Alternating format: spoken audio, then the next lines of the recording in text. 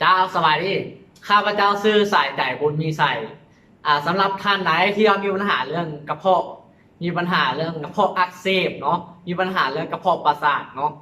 สำหรับคนไหนที่เป็นกระเพาะอยู่เนาะจะมีอาการคือคอยเบ้าโวน้อยนะมาพังเมืองอาการมันเป็นอะไรเนาะจะมีอาการท้องแน่นท้องเนาะจุกเสียบแสบฮ้อนเนาะอย่างกินกระเจ็บบ่กินกระเจ็บเนาะจะมีอาการท้องแน่นท้องเลยจุกเสียบแสบฮ้อนเนาะบริเวณหน้าเนี่ยแล้วจะย้อนขึ้นมาโคเพียคือมีอย่างคาคอจะรออยู่เป็นขมโบแบบนี้เนาะแล้วมีปัญหาเรื่องระบบขับถ่ายเนาะจะเห็นให้เท่าถ่ายยากถ่ายแข็งบางคนก็ถ่ายกระปัดกระแปดแบบนี้เนาะแล้วสำหรับคนไหนที่เป็นเรือหลังเนาะเป็นรุนน้อยน่ะมีอาการเจ็บแสบฮ้อนเรือหลังรุนแบบนี้น่ะแล้วจะมีอาการเรื่อง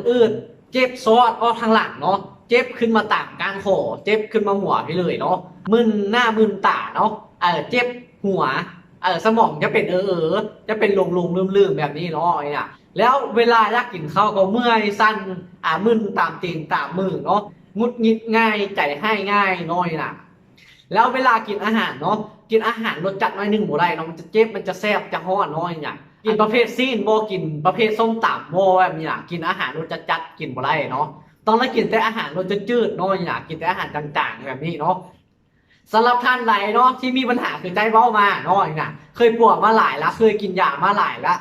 แต่บุหรี่แบบนี้น่ะลองเปิดใจให้ใจดูแลเบิ่งเนาะเรื่องสุขภาพเนาะว่าจะเรื่องอาหารการกินควรคำแนวไหนเนาะ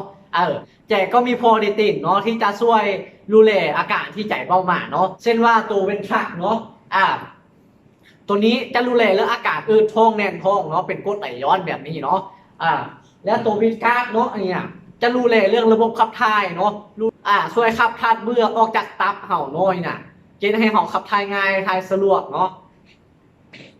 แล้วตัวเซอริตันนี้จะดูแลเรื่องอักเสบภายในดูแลเรื่องระบบประสาทน้อยน่ะ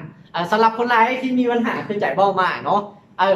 ลองมาเปิดใจเบิ่งเนาะเท่าที่ใจดูแลลูกค้ามาน้อยหลายคนที่เป็นน้อย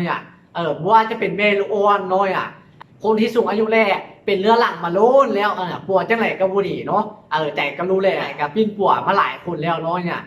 สำหรับคนไหนที่ปฏิบัติตามที่ใจบอกน้อยน่ะหายดีทุกคนเลยน้อยเนี่ยแล้วอาการของท่านนี้เป็นแนวไหนสามารถโทรปรึกษาใจได้เนาะใจจะได้รู้เล